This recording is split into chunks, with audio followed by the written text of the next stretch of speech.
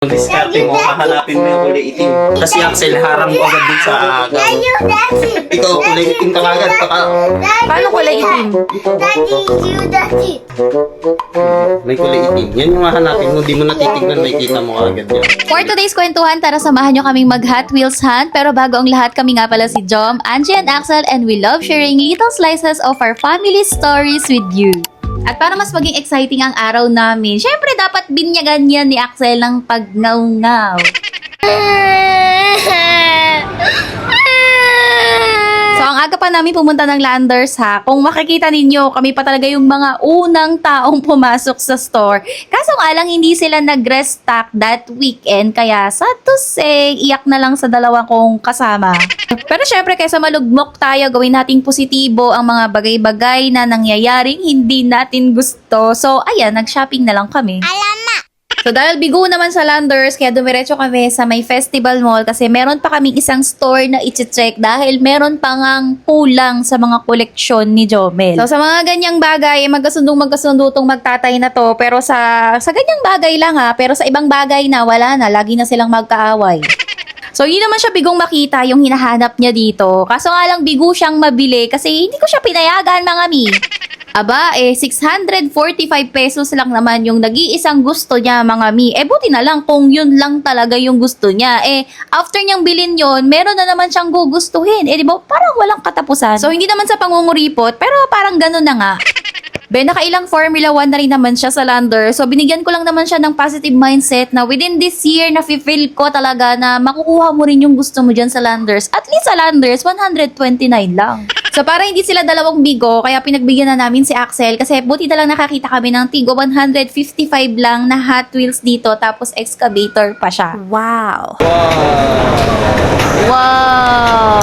So, dahil nauna na nga ang panuhol, kaya madali na lang namin siyang napapayag magpa-haircut. Kasi, although hindi naman na siya umiiyak sa pagpapa-haircut, pero meron kasi siyang trauma dahil nga pinakakalbo namin siya last summer. Meron kasi siyang scalp psoriasis, mga mi. So, yung mga niresetang ointment sa kanya ng derma, nahihirapan talaga kaming ilagay sa anit niya kasi nga ni ay may buhok. So, kailangan naming ipakalbo. Pero since pumapasok na siya sa daycare, kaya kailangan na naming pahabain yung buhok niya para at least matago yung kanyang scalp psoriasis. And so far, sa dami ng mga steroidal-based cream and ointment na nilagay ko sa anit niya, nakay mahal-mahal. So far, walang nagpagaling ni isa. Kaya pagkaubos sa mga ointment, in-stop ko na, and then so far, ang ginagawa ko na lang, ini-exfoliate ko siya using coconut oil. So, bali once a week, binababaran ko ng coconut oil yung scalp niya para lumambot yung mga flakes, and then ini-scrub ko na lang yon ng fingers ko kasi madali na lang talaga siyang matuklap kapag nababad ng coconut oil. So, pagka-rinse no, talagang malinis na ulit yung scalp niya, and then ready na ulit mag-accumulate. So, hindi lang sa scalp meron siya, mga mi. Meron din siya sa balat, sa face, sa eyelid, sa tenga, sa legs, and then sa back. Ganun kalala yung kanyang psoriasis. Pero so far, natutulog yung pag-flakes niya kasi every night nilalagyan ko siya ng CeraVe na lotion. So, grabe, alam niyo ba, sobrang hirap magkaroon ng psoriasis. Kaya, naawa rin ako sa anak ko kasi